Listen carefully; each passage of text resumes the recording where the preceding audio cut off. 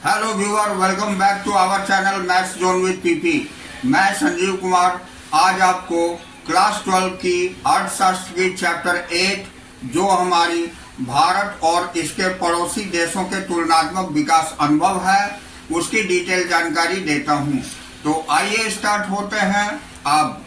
तो आज मैं आपको चैप्टर 8 जो हमारी भारत और इसके पड़ोसी देशों के तुलनात्मक विकास अनुभव है इसकी जानकारी देता हूँ, जिसे हम comparative development experiences of India and it's neighbours कहते हैं। तो आइए इसकी डिटेल जानकारी प्राप्त करते हैं। तो सबसे पहले हम अध्याय का स्वरूप देखेंगे। तो अध्याय का स्वरूप कहने का मतलब हो गया कि इस अध्याय के अंतर्गत हम कौन कौन से टॉपिक पढ़ेंगे और कौन कौन से टॉपिक के अंतर्गत कौन कौन से पॉइंट्स पढ़ेंगे उसकी जानकारी लेंगे। तो हमारा पहला टॉपिक होगा भारत, चीन तथा पाकिस्तान का विकास पथ यानी रणनीति। इसके अंतर्गत हम देखेंगे पॉइंट्स: भारत, चीन तथा पाकिस्तान के विकास यात्रा के सामान्य तत्व। दूसरी पॉइंट देखेंगे भारत का विकास पथ यानी रणनीति। तीसरी पॉइंट हम चीन की विकास पथ यानी रणनीति देखेंगे और चौथी पॉइंट पाकिस्तान का विकास पथ यानी रणनीति। ये 4 पॉइंट्स की जानकारी लेंगे। अब हमारी दूसरी टॉपिक है भारत, चीन तथा पाकिस्तान का अनुभव एवं उपलब्धियां। तो इसके अंतर्गत जो पॉइंट्स हम पढ़ेंगे: भारत, चीन तथा पाकिस्तान की अर्थव्यवस्थाओं का निम्न के संदर्भ में तुलनात्मक निष्पादन। तो पहला हम देखेंगे जनांकीय संकेतक, दूसरा हम देखेंगे सकल घरेलू उत्पाद एवं क्षेत्रीय परिवर्तन और तीसरा पॉइंट इसी के अंतर्गत मानव विकास के संकेतक देखेंगे। तो ये हमारी दूसरी टॉपिक थी। अब हम तीसरी टॉपिक इसके अंतर्गत देखेंगे जो विकास रणनीतियां, मूल्यांकन एवं निष्कर्ष हैं। तो इसके अंतर्गत पहला पॉइंट चीन, पाकिस्तान तथा भारत की उपलब्धियों का मूल्यांकन देखेंगे। दूसरा पॉइंट चीन तथा पाकिस्तान की तुलना में भारत के प्रदर्शन का आलोचनात्मक मूल्यांकन देखेंगे। तो इस तरह इस चैप्टर के अंतर्गत हम 3 ही टॉपिक पढ़ेंगे और तीनों के अंतर्गत निम्न पॉइंट पढ़ेंगे और उसकी जानकारी प्राप्त करेंगे। तो आइए स्टार्ट होते हैं। तो यहाँ हमारा पहला पॉइंट है भारत, चीन तथा पाकिस्तान का विकास पथ यानी रणनीति, जिसे हम path strategies of development of India, China and Pakistan कहते हैं। तो इसमें फर्स्ट पॉइंट भारत तथा पाकिस्तान 1947 में स्वतंत्र हुए और चीन गणराज्य पीपल रिपब्लिक ऑफ चाइना की स्थापना 1949 में हुई। इस प्रकार तीनों पड़ोसी देशों ने अपना विकास पथ की लगभग एक सामान्य शुरुआत यानी एक कॉमन स्टार्ट की। अब हम अगला पॉइंट इसी के अंतर्गत देखेंगे। तो अगला पॉइंट हमारी है इसके अलावा इन पड़ोसी देशों की वृद्धि की रणनीतियों में 2 महत्वपूर्ण सामान्य तत्व थे। पहला पॉइंट था तीनों देशों ने मूल विकास रणनीति के रूप में आर्थिक विकास नियोजन, जिसे हम इकोनॉमिक डेवलपमेंट प्लानिंग कहते हैं, को अपनाया। अब भारत ने 1951 में प्रथम पंचवर्षीय योजना की शुरुआत के साथ, चीन ने 1953 में और पाकिस्तान ने 1956 में विकास योजना यानी डेवलपमेंट प्लानिंग की घोषणा की। अब दूसरी बात है कि तीनों देश अर्थव्यवस्था के मुख्य क्षेत्र यानी कोर सेक्टर के रूप में सार्वजनिक क्षेत्र यानी पब्लिक सेक्टर पर निर्भर थे। अब हम इसकी हाइलाइट्स देखेंगे। तो हाइलाइट्स के अंतर्गत हम देखेंगे वर्ष 2018 से पाकिस्तान 12वीं पंचवर्षीय विकास योजना 2018 से 23 पर काम कर रहा है, जबकि चीन 14वीं पंचवर्षीय योजना 2021 से 25 पर काम कर रहा है। मार्च 2017 तक भारत ने पंचवर्षीय योजना आधारित विकास मॉडल का अनुसरण किया। अब हम इसका अगला पॉइंट देखेंगे जो कि हमारी फिर भी उनके विकास पथ या समृद्धि और विकास की रणनीति के संबंध में महत्वपूर्ण अंतर है। अब नेक्स्ट पॉइंट समृद्धि तथा विकास की रणनीति के देशानुसार विवरण कुछ मतभेदों को सामने लाता है, जिसका विवरण इस प्रकार है। तो इसके अंतर्गत पहला टॉपिक भारत का विकास पथ यानी रणनीति देखेंगे। 5 strategies of development of India. तो आइए हम इसकी रणनीति देखते हैं। तो रणनीति यानी स्ट्रेटजीज के अंतर्गत स्वतंत्रता के पश्चात भारत ने समृद्धि की रणनीति या उस अपने विकास पथ के रूप में मिश्रित अर्थव्यवस्था यानी मिक्स्ड इकोनॉमी को अपनाया। अब इससे क्या हुआ, देश के नियोजक और राजनेता समाजवाद तथा पूंजीवाद दोनों के दोषों की अवहेलना करते हुए दोनों के गुणों को मिलाना चाहते थे। अब दूसरी पॉइंट, मिश्रित अर्थव्यवस्था के पथ ने सार्वजनिक क्षेत्र को निर्णायक यानी फ्लैगशिप भूमिका प्रदान की, जबकि समृद्धि तथा विकास की प्रक्रिया में निजी क्षेत्र को द्वितीयक यानी सेकेंडरी या पूरक सप्लीमेंट्री भूमिका निभानी थी। अब हम मूल तत्व देखेंगे जिसे हम कोर एलिमेंट्स कहते हैं। तो नियोजन अधिक यथार्थ रूप से पंचवर्षीय योजनाओं ने समृद्धि के पथ के मूल तत्व के रूप में कार्य किया और सार्वजनिक क्षेत्र के उपक्रमों ने समृद्धि के इंजन के रूप में कार्य किया। अब इसी के अंतर्गत पहली पॉइंट हम देखेंगे। तो हमारी पहली पॉइंट है पंचवर्षीय योजनाओं के संपूर्ण उद्देश्य यानी समतावादी समाज इगैलिटेरियन सोसाइटी या समाज के समाजवादी ढांचे पर केंद्रित थे और प्रत्येक योजना के उद्देश्यों को समय समय पर देश की आवश्यकताओं और साधनों के आधार पर परिभाषित किया गया है। दूसरी पॉइंट, भारतीय अर्थव्यवस्था के विकास पथ या विकास रणनीति को परिभाषित करने के लिए समृद्धि की आंतरिक दृष्टि राजनीति inward looking strategies of growth सबसे अच्छी तथा व्यापक रूप से प्रयोग की जाने वाली अवधारणा है। अब अल्पकालीन सकारात्मक प्रभाव देखेंगे जिसे हम शॉर्ट रन पॉजिटिव इम्पैक्ट बोलते हैं। तो प्रारंभ में सभी चीजें ठीक रही, अर्थव्यवस्था ने कृषि के क्षेत्र में एक बड़ी सफलता हासिल की। अब इसके अंतर्गत हरित क्रांति देश की कृषि समृद्धि का प्रतीक है, जबकि भारी उद्योग के स्थापना विशेषकर लौह और इस्पात के क्षेत्र में अर्थव्यवस्था में संरचनात्मक परिवर्तन का प्रतीक है। तो देखिए, अब हम दूसरी पॉइंट जो हमारी बढ़ती चिंताएं यानी राइजिंग कंसर्न है, इसके बारे में डिटेल जानकारी प्राप्त करेंगे। परंतु इन उपलब्धियों के पीछे छिपा हुआ था सार्वजनिक ऋण यानी पब्लिक डेट का लगातार बढ़ता हुआ चक्र, विदेशी मुद्रा भंडार का घटना और सार्वजनिक क्षेत्र के उपकरणों की बढ़ती हानि। दूसरी पॉइंट, सीमा तक पहुंचना यानी रीचिंग थ्रेशोल्ड। 1990 तक अर्थव्यवस्था सार्वजनिक क्षेत्र के उद्यमों के सामाजिक भार यानी डेड वेट से इतनी अधिक प्रभावित थी कि सरकार को आंतरिक दृष्टि रणनीति जो सार्वजनिक क्षेत्र के उद्यमों द्वारा संचालित होती है को छोड़कर बाहरी दृष्टि रणनीति जो निजी क्षेत्र तथा निजी विदेशी पूंजी पर द्वारा संचालित होती है को अपनाना पड़ा। अब हम वर्तमान परिदृश्य देखेंगे जिसे करंट सिनेरियो बोलते हैं। यहाँ तक कि विकास पथ का तत्व अर्थात पंचवर्षीय योजनाएं भी अब समाप्त हो गई है। अब इसी के अंतर्गत योजना आयोग अब बदलकर नीति आयोग हो गया है। दूसरी बात है, अर्थव्यवस्था बड़े पैमाने पर बाजार मांग तथा बाजार पूर्ति की शक्तियों द्वारा संचालित होती है और विकास रणनीति अब वैश्वीकरण की संपूर्ण प्रक्रिया के साथ एकत्रित है। अब हम अगला टॉपिक देखेंगे जो हमारी चीन का विकास पथ यानी रणनीति। चीन का विकास पथ यानी रणनीति जिसे हम 5 strategies of development of China बोलते हैं। तो आइए इसकी डिटेल जानकारी लेते हैं। तो इसमें पहला पॉइंट, 1949 में चीन गणराज्य के रूप में स्थापित होने पर इसमें उत्पादन गतिविधि के सभी महत्वपूर्ण क्षेत्रों को सरकारी नियंत्रण में लाने का निर्णय लिया। अब राष्ट्रीय संसाधनों जिसमें समस्त भूमि शामिल है पर सरकार का एकाधिकार था। अब दूसरी बात है, इस प्रकार चीन ने विकास के मॉडल के रूप में राज्यवाद यानी स्टैटिज्म या नियंत्रित अर्थव्यवस्था यानी कमांड इकोनॉमी को अपनाया।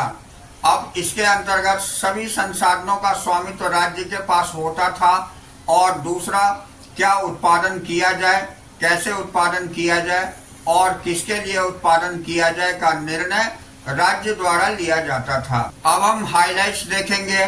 तो हाइलाइट्स के अंतर्गत चीन के विकास पथ की समय रेखा यानी timeline of China's development path. तो पहले आप देखिए 1949 में चीन को आजादी मिली, 1953 में पंचवर्षीय योजना की शुरुआत हुई, 1958 में ग्रेट लीप फॉरवर्ड अभियान की शुरुआत हुई, 1958 में कम्यून पद्धति का लागू होना और 1965 से 76 तक महान सर्वहारा संस्कृति क्रांति हुई और 1978 में कृषि उद्योग और व्यापार में मुख्य सुधार हुआ। तो ये चीन के विकास पथ की समय रेखा थी। तो अब आगे ऐतिहासिक रूप से चीन की विकास पथ को दो अवधियों में विभाजित किया जा सकता है, जैसा कि नीचे दिए गए प्रवाह चार्ट में दिखाया गया है। चीन का विकास पथ यानी डेवलपमेंट पाथ ऑफ चाइना, पहली है 1978 से पूर्व की अवधि यानी प्रमुख घटनाएं और दूसरी है 1978 के बाद की अवधि यानी प्रमुख घटनाएं। तो पहले हम देखेंगे ग्रेट लीप फॉरवर्ड और दूसरा पॉइंट इसमें देखेंगे महान सर्वहारा संस्कृति क्रांति, और जो कि 1978 के बाद पहली स्टेप में ही चरणबद्ध तरीके से आर्थिक सुधारों की शुरुआत थी। अब अगली पॉइंट 1978 के पूर्व की अवधि, इसके अंतर्गत देखेंगे प्री 1978 पीरियड। तो इसमें पहला पॉइंट है इस अवधि के दौरान जो प्रमुख घटनाएं परिभाषित करती है कि चीन विकास के पथ पर कैसे आगे बढ़ा। ये घटनाएं इस प्रकार है। पहला है ग्रेट लीप फॉरवर्ड, जिसे हम ग्रेट लीप फॉरवर्ड बोलते हैं। यह 1958 में देश के सभी भागों के औद्योगिकरण की प्रक्रिया को आरंभ करने के लिए शुरू किया एक अभियान था। इसमें लोगों को अपने घर के पिछवाड़े में उद्योग लगाने के लिए प्रोत्साहित किया गया। दूसरी पॉइंट, शहरी क्षेत्रों में औद्योगिकरण को बड़े पैमाने पर बढ़ावा दिया गया था, जबकि ग्रामीण क्षेत्रों में खेती की कम्यून पद्धति यानी कम्यून सिस्टम ऑफ फार्मिंग को अपनाकर कृषि में क्रांति लाई गई। कम्यून का अर्थ है संयुक्त खेती, कलेक्टिव फार्मिंग। अब हम अगला पॉइंट देखेंगे, कृषि में संलग्न समस्त जनसंख्या में लगभग 26,000 कम्यून शामिल हैं। अब नेक्स्ट पॉइंट, रूस के विशेषज्ञों ने चीन के औद्योगिकरण की प्रक्रिया को बढ़ावा देने में महत्वपूर्ण भूमिका निभाई। हालांकि बाद में इन विशेषज्ञों को कूटनीतिक संघर्षों यानी डिप्लोमेटिक कॉन्फ्लिक्ट्स के कारण रूस द्वारा वापस बुला लिया गया था। अब अगली पॉइंट, विशेषज्ञों की वापसी ने औद्योगिकरण की गति को धीमा कर दिया था, जबकि चीन में भयंकर सूखे से कृषि विकास की गति प्रभावित हुई, जिसमें लगभग 30 मिलियन लोगों को हानि पहुंचने का दावा किया। अब हम हाइलाइट्स देखेंगे। तो हाइलाइट्स के अंतर्गत पहली पॉइंट ग्रेट लीप फॉरवर्ड, जो कि पहली पॉइंट है ग्रेट लीप फॉरवर्ड चीन में सन 1958 में आरंभ किया अभियान था, जिसका उद्देश्य आर्थिक और औद्योगिक विकास की गति को तीव्र करना था। दूसरा पॉइंट, इसने अर्थव्यवस्था के व्यापक औद्योगिकरण पर ध्यान केंद्रित किया, जिसके अंतर्गत लोगों को अपने घर के पिछवाड़े में उद्योग स्थापित करने के लिए प्रोत्साहित किया गया। अब दूसरी है कम्यून पद्धति। तो इसके अंतर्गत पहली पॉइंट हम देखेंगे सामूहिक कृषि की कम्यून पद्धति को सन 1958 में समस्याओं के एक समाधान के रूप में लागू किया गया था। दूसरी पॉइंट है कम्यून की संरचना इस प्रकार की थी कि घरों को टीमों में व्यवस्थित किया गया, फिर टीमों को ब्रिगेड तथा ब्रिगेड को कम्यून में गठित किया गया। अब अगली पॉइंट, किसानों ने बड़े क्षेत्रों का निर्माण करने के लिए अपनी भूमि को जमा किया, जिससे कि अधिक उत्पादन प्राप्त किया जा सके और कृषि यंत्रों में हिस्सेदार बन सके। अब इसी के अंतर्गत हम दूसरा पॉइंट देखेंगे, महान सर्वहारा सांस्कृतिक क्रांति, जिसे हम ग्रेट प्रोलिटेरियन कल्चरल रिवॉल्यूशन कहते हैं। तो यह क्रांति चीनी कम्युनिस्ट पार्टी के अध्यक्ष माओ जेडोंग द्वारा 1965 में प्रारंभ की गई और 1976 तक जारी रही। अब इसी के अंतर्गत फर्स्ट पॉइंट, इस अवधि के दौरान छात्रों और विशेषज्ञों को पेशेवर निपुणता या विशेषज्ञता हासिल करने के लिए ग्रामीण क्षेत्रों में भेजा गया था। दूसरी पॉइंट, सांस्कृतिक क्रांति चीन में उस समय प्रचलित मंदी के चक्र से निपटने में सफल रही। यह माओवाद को चीनी अर्थव्यवस्था के विकास पथ को नियंत्रित करने वाली प्रमुख विचारधारा के रूप में स्थापित करने में सफल रहा। अब हम अगला पॉइंट 1978 के बाद की अवधि देखेंगे। जिसे हम पोस्ट 1978 पीरियड बोलते हैं। तो आइए इसके बारे में डिटेल जानकारी प्राप्त करते हैं। तो इसमें पहला पॉइंट है हमारी, इस अवधि के दौरान चीन में बाजार अर्थव्यवस्था मार्केट इकोनॉमी के सिद्धांतों को आंशिक रूप से स्वीकार करके आर्थिक सुधारों यानी इकोनॉमिक रिफॉर्म्स की शुरुआत की।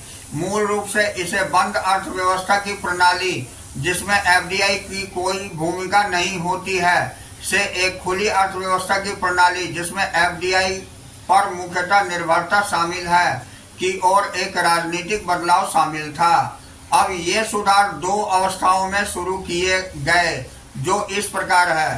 पहली अवस्था है आर्थिक सुधारों की पहली अवस्था, जिसमें हम first phase of economic reforms देखेंगे। तो पहली अवस्था में सुधार कृषि क्षेत्र में शुरू किए गए थे। इन सुधारों के कारण खेती की कम्यून प्रणाली को वापस ले लिया गया और कम्यून भूमि को भूमि के छोटे छोटे टुकड़ों में विभाजित किया गया और व्यक्तिगत परिवारों को आवंटित किया गया। भूमि का आवंटन केवल खेती के लिए किया गया था, स्वामित्व के अधिकार से रहित होकर। इस प्रकार किसान एक तरह से चीन की सरकार के किराएदार थे, न कि भूमि के स्वामी। तो हालांकि आवंटियों को निर्धारित करों का भुगतान करने के बाद खेतों से प्राप्त आय को अपने पास रखने की अनुमति थी। अब दूसरा पॉइंट हम देखेंगे आर्थिक सुधारों की दूसरी अवस्था, जिसे हम second phase of economic reforms बोलते हैं। तो दूसरी अवस्था में सुधार औद्योगिक क्षेत्र में शुरू किए गए थे। इस सुधारों में समृद्धि की रणनीति में निम्नलिखित परिवर्तन शामिल थे। पहली पॉइंट, निजी क्षेत्र में उद्यमों जिनका विशेष रूप से स्थानीय समूहों द्वारा स्वामित्व एवं संचालन होता है, को वस्तुओं का उत्पादन करने की अनुमति थी। अतः राज्य के स्वामित्व वाले उद्यम, जिसे एसओई भी कहा जाता है, जो भारत में पीएसयूज के बराबर है, को निजी क्षेत्र से प्रतिस्पर्धा का सामना करना पड़ा। अब हम दोहरी कीमत देखेंगे, जिसे हम ड्यूअल प्राइसिंग कहते हैं। तो दोहरी कीमत की प्रणाली अपनाई गई। किसानों और औद्योगिक इकाइयों को सरकार द्वारा तय की गई कीमत संरचना के आधार पर बिक्री और खरीद करने की आवश्यकता थी। अर्थव्यवस्था में सभी अन्य लेन देनों के लिए बाजार कीमतों यानी पूर्ति तथा मांग शक्तियों द्वारा निर्धारित कीमतें के संचालन की अनुमति थी। दूसरी पॉइंट है विदेशी निवेशकों को आकर्षित करने के लिए विशेष आर्थिक क्षेत्र यानी स्पेशल इकोनॉमिक जोन्स स्थापित किए गए। अब हम हाइलाइट्स देखेंगे। तो हाइलाइट्स के अंतर्गत पहली पॉइंट है विशेष आर्थिक क्षेत्र SEZ यानी स्पेशल इकोनॉमिक जोन। तो इसमें पहला पॉइंट, विशेष आर्थिक क्षेत्र SEZ देश के अंदर का एक वह क्षेत्र है जहां शेष विश्व की तुलना में आर्थिक विनिमय अलग है। ये विदेशी प्रत्यक्ष निवेश FDI के अनुकूल है। दूसरी पॉइंट, विशेष आर्थिक क्षेत्र SEZ के अंदर काम करने वाले व्यवसायों को कम करों और टैरिफ के लाभ मिलते हैं। तीसरी पॉइंट है भारत सहित कई देशों ने विशेष आर्थिक क्षेत्रों SEZ की स्थापना की है। चीनी मॉडल ने शेष विश्व की तुलना में अधिक सफलता दिखाई है। तो ये हम चीन के बारे में देखे, चीन की विकास पथ। अब हम पाकिस्तान का विकास पथ देखेंगे। तो ये हमारी पाकिस्तान का विकास पथ यानी रणनीति है, जिसे हम path strategies and development of Pakistan कहते हैं। तो आइए इसके बारे में डिटेल जानकारी प्राप्त करते हैं। तो इसमें 1947 में स्वतंत्रता के पश्चात पाकिस्तान ने भारत के समान विकास की रणनीति अपनाई। इसकी मुख्य विशेषताएं निम्नलिखित है।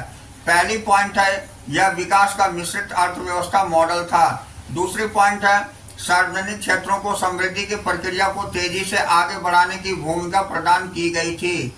तीसरी पॉइंट है औद्योगिकरण की प्रक्रिया आयात प्रतिस्थापन इंपोर्ट सब्स्टिट्यूशन की नीति पर आधारित थी।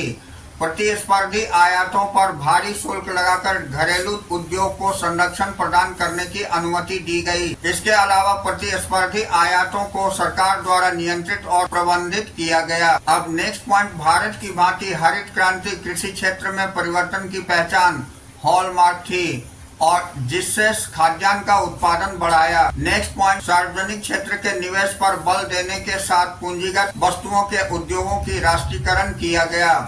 अब अगली पॉइंट, यह महसूस करते हुए समृद्धि की गति पड़ाव पर आ रही थी 1980 के दौरान रणनीति में एक बड़ा बदलाव आया। विराष्ट्रीयकरण यानी डी नेशनलाइजेशन तथा निजीकरण विकास रणनीति के मूल तत्व बन गए। इसके बाद एफडीआई समृद्धि का आधार फलक्रम बन गया। समृद्धि की प्रक्रिया वैश्वीकरण की प्रक्रिया के साथ संयोजित हो गई। अब यहाँ देखिए, भारत, चीन और पाकिस्तान की प्रारंभिक रणनीति हम देखेंगे, जिसको हम initial strategies of India, China and Pakistan बोलते हैं। तो यहाँ देखिए, इंडिया का विकासात्मक नियोजन के साथ मिश्रित अर्थव्यवस्था था। चीन का विकासात्मक नियोजन के साथ राज्यवाद या नियंत्रित अर्थव्यवस्था था, जबकि पाकिस्तान के साथ विकासात्मक नियोजन के साथ मिश्रित अर्थव्यवस्था था। यानी भारत की और पाकिस्तान की एक जैसी अर्थव्यवस्था थी, जबकि चीन की अलग अर्थव्यवस्था थी। अब भारत के अंतर्गत प्रमुख उद्योग सरकार द्वारा चलाए गए, जबकि छोटे उद्योग निजी क्षेत्र के लिए छोड़ दिए गए, और इसमें प्रमुख क्षेत्र सरकारी नियंत्रण में थे चीन में।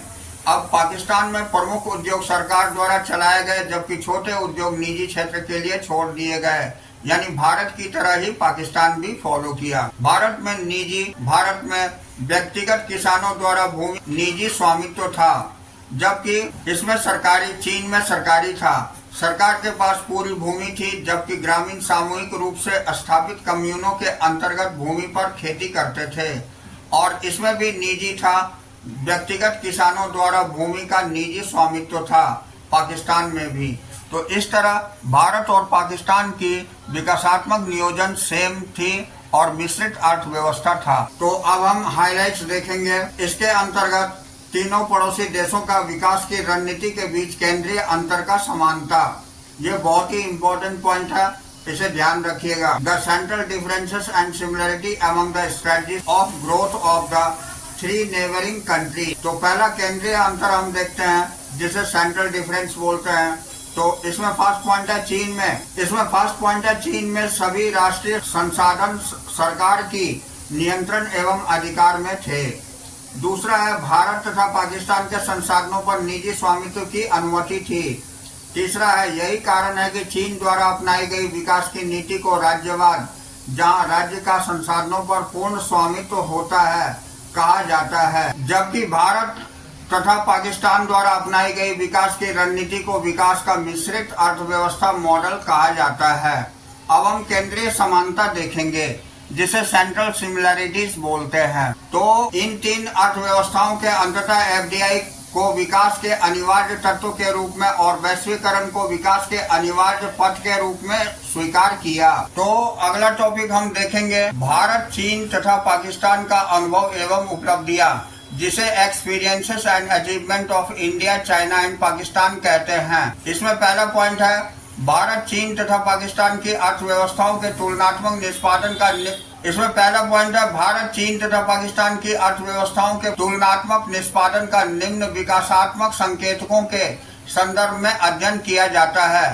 पहला है जनांकिकीय संकेतक, दूसरा है सकल घरेलू उत्पाद एवं क्षेत्रीय परिवर्तन, तथा तीसरा है मानव विकास के संकेतक। तो इन तीन के टॉपिक के आधार पर हम इनकी उपलब्धियां देखेंगे। तो आइए फर्स्ट पॉइंट हम देखते हैं, जो कि हमारी जनांकिकीय संकेतक है, जिसे हम डेमोग्राफिक इंडिकेटर्स बोलते हैं। नीचे दिए गए आंकड़े भारत, पाकिस्तान और चीन के जनांकिकीय रूपरेखा के कुछ महत्वपूर्ण संकेतक प्रस्तुत करते हैं। तो यहाँ चुनिंदा जनांकिकीय संकेतक 2017-18 हम देखते हैं। Select demographic indicator 2017 and 18। तो इसमें देखिए, भारत का अनुमानित जनसंख्या मिलियन में दिखाया गया है, ये 1352 मिलियन था, जबकि चाइना का 1393 मिलियन और पाकिस्तान की 212 मिलियन था। अब जनसंख्या की वार्षिक वृद्धि हम देखेंगे, तो भारत में 1.03 था, जबकि चाइना में 0.46 और सबसे ज्यादा पाकिस्तान में 2.05 था।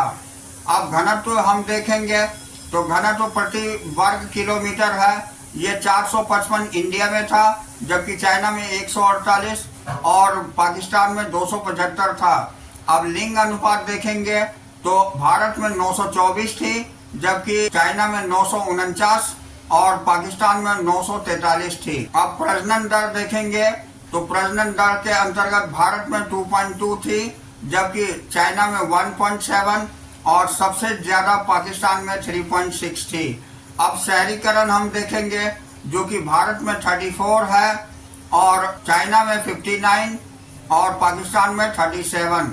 तो इस तरह ये 2017-18 की डेटा को हम लोग देखें। अब उपरोक्त जनांकीय संकेतकों की व्याख्या कुछ महत्वपूर्ण अवलोकन प्रस्तुत करती है। उसका सारांश प्रस्तुतिकरण निम्नलिखित है।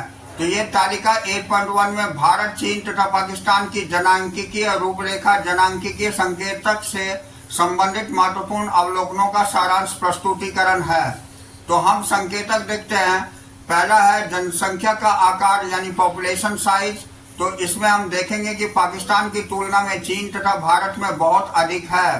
अब जनसंख्या वृद्धि हम देखेंगे, पॉपुलेशन ग्रोथ, तो ये पाकिस्तान में सबसे अधिक, उसके बाद भारत और फिर चीन में। अब हम अगला पॉइंट देखेंगे जो कि तीसरी पॉइंट हमारा दिखाया गया है, जनसंख्या का घनत्व जो पॉपुलेशन डेंसिटी कहलाती है, भारत तथा पाकिस्तान की तुलना में चीन में बहुत कम है, जो चीन के बहुत बड़े क्षेत्र को प्रकट करता है। अब चौथा हम लिंग अनुपात देखेंगे जिसे सेक्स रेशियो बोलते हैं, तीनों देश में खराब है। अब पांचवा प्रजनन दर देखेंगे, फर्टिलिटी रेट, जो पाकिस्तान में सबसे अधिक, इसके बाद भारत तथा चीन का स्थान है। और छठा देखेंगे शहरीकरण जिसको अर्बनाइजेशन बोलते हैं, तो भारत तथा पाकिस्तान की तुलना में चीन में महत्वपूर्ण है। पाकिस्तान का प्रदर्शन भारत से थोड़ा बेहतर है। अब उपरोक्त सारांश का विस्तृत वर्णन इस प्रकार है। तो पहला हम देखते हैं भारत तथा चीन दोनों ही विश्व जनसंख्या के लगभग 38% लोग रह रहे हैं। पहली पॉइंट, भारत में 1.3 बिलियन से अधिक लोग निवास करते हैं जो विश्व जनसंख्या का लगभग 18% है। दूसरा है चीन में 1.39 बिलियन लोग निवास करते हैं जो विश्व के जनसंख्या का लगभग 20% है। अब इन दोनों की तुलना में पाकिस्तान एक छोटा देश है। इसकी जनसंख्या भारत तथा चीन की जनसंख्या का लगभग 1/10वां भाग है। अब दूसरा पॉइंट देखेंगे, भारत और पाकिस्तान की तुलना में चीन में जनसंख्या का घनत्व काफी कम है। इसका कारण भारत और पाकिस्तान की तुलना में चीन के बहुत बड़े भौगोलिक क्षेत्र का पाया जाना है। चीन में जनसंख्या का घनत्व 148 व्यक्ति प्रति वर्ग किलोमीटर है। इसकी तुलना में भारत में 455 व्यक्ति प्रति वर्ग किलोमीटर तथा पाकिस्तान में 275 व्यक्ति प्रति वर्ग किलोमीटर है। अब अन्य बातें समान रहते हुए कम जनसंख्या घनत्व का अर्थ है देश की प्राकृतिक संपदा के ऊपर कम दबाव, जो सतत यानी धारणीय विकास के लिए एक देश की क्षमता को बढ़ाता है। नेक्स्ट पॉइंट देखेंगे, चीन में प्रजनन दर भी कम है जबकि भारत में यह लगातार अधिक है और पाकिस्तान में भयप्रद रूप से अधिक है। चीन में 1969 में एक शिशु नीति वन चाइल्ड पॉलिसी को अपनाकर बढ़ती हुई प्रजनन दर को सफलतापूर्वक रोक लिया है। अब नेक्स्ट पॉइंट देखेंगे, निम्न प्रजनन दर के फलस्वरूप तीनों देशों के मध्य चीन की जनसंख्या की वृद्धि दर भी सबसे कम है, जबकि पाकिस्तान में जनसंख्या की वृद्धि दर लगातार भयप्रद रूप से उच्च बनी हुई है। समृद्धि की प्रचलित दर के साथ यह आशंका है कि भारत में जनसंख्या का आकार जल्द ही चीन से अधिक हो सकता है। अब हम हाइलाइट्स देखेंगे, तो एक शिशु नीति यानी वन चाइल्ड पॉलिसी। पहली पॉइंट है जनसंख्या विस्फोट के मुद्दों पर ध्यान देने के लिए 1979 में भारत में एक शिशु नीति आरंभ की गई थी। दूसरी पॉइंट, इस नीति का अनुसरण करके चीन ने जनसंख्या की वृद्धि दर को सफलतापूर्वक घटाकर लगभग आधा कर लिया है। 1989 में एक 1.33% से कम होकर 2017 में लगभग 0.46% रह गई है। अब अगला पॉइंट, 2016 की शुरुआत में इस नीति को समाप्त कर दिया गया था क्योंकि इस नीति के प्रभाव जनसंख्या वृद्धि से परे भी महसूस किया गया था। पुत्र की उच्च लालसा के कारण केवल एक पुत्री के होने से गंभीर सामाजिक असंतोष उत्पन्न हो गया और अंततः देश में पुरुषों और महिलाओं की संख्या के बीच एक व्यापक अंतर पैदा हो गया। अब अगली पॉइंट, एक शिशु नीति के कारण युवा जनसंख्या की तुलना में बुजुर्ग लोग एल्डरली पीपल की अनुपात बढ़ने लगा था। अब नेक्स्ट पॉइंट, 2016 में एक शिशु नीति की समाप्ति के साथ प्रत्येक परिवार को 2 बच्चे पैदा करने की अनुमति दे दी गई है। अब अगला पॉइंट, चीन एवं पाकिस्तान दोनों भारत की तुलना में शहरीकरण का एक अच्छा संकेत दे रहे हैं। शहरीकरण का संरचनात्मक परिवर्तन के साथ निकट का संबंध है। यह कार्यशील जनसंख्या की कृषि से उद्योग और सेवा क्षेत्र की ओर खिसकने का परिणाम है। दूसरी पॉइंट, चीन की 59% एवं पाकिस्तान की 37% जनसंख्या की तुलना में भारत की 34% जनसंख्या शहरी क्षेत्र में निवास करती है। तदनुसार चीन एवं पाकिस्तान दोनों भारत की तुलना में कृषि के बाहर रोजगार सुविधाओं का सृजन करने में ज्यादा सफल हो रहे हैं। अगली पॉइंट, भारत, पाकिस्तान तथा चीन में लिंगानुपात महिलाओं की प्रतिकूल है। भारत में यह 924 और चीन में 949 तथा पाकिस्तान में 943 है। अब अगली पॉइंट, निम्न लिंगानुपात सामाजिक पिछड़ेपन का सूचक है।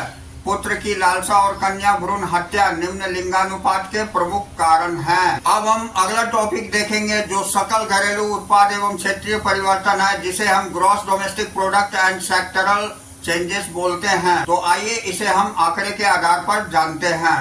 तो नीचे दिए गए आंकड़े 1980 से 2017 की अवधि के लिए सकल घरेलू उत्पाद की वार्षिक समृद्धि को प्रस्तुत करते हैं। तो यहाँ हम देखते हैं सकल घरेलू उत्पाद जीडीपी की वार्षिक वृद्धि परसेंट में 1980 से 2017 तक। तो annual growth of the gross domestic product GDP 1980 to 2017।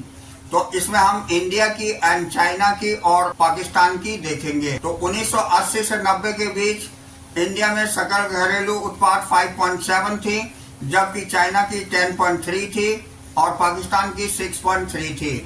अब 1915-17 में ये इंडिया की 7.3 थोड़ी वृद्धि हुई, जबकि चाइना की घटी 6.8 हो गई और पाकिस्तान की और घट के 5.3 हो गई। अब हम देखेंगे कि उपरोक्त चित्र निम्नलिखित अवलोकन प्रदान करता है। पहली पॉइंट है अर्थव्यवस्था का आकार यानी साइज ऑफ द इकोनॉमी।